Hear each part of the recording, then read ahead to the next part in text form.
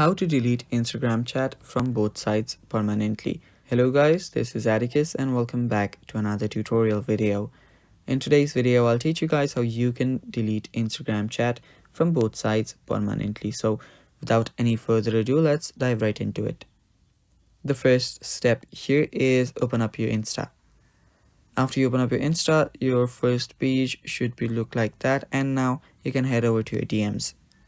Now go to any page or any DM that you want to delete a message from. So after you're there, all you need to do to delete a message from both sides permanently is long press on the text, and on the bottom you will find an option called unsend. Tap on unsend.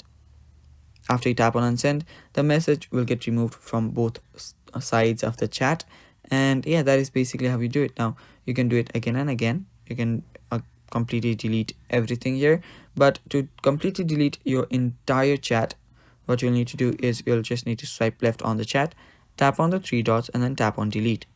But even after doing that, it will just delete it on your side.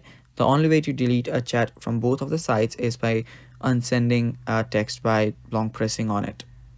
And yeah, that is basically how you do it, guys. That is how you can delete Instagram chat from both sides permanently. Thanks for watching. Stay tuned for more, and bye bye.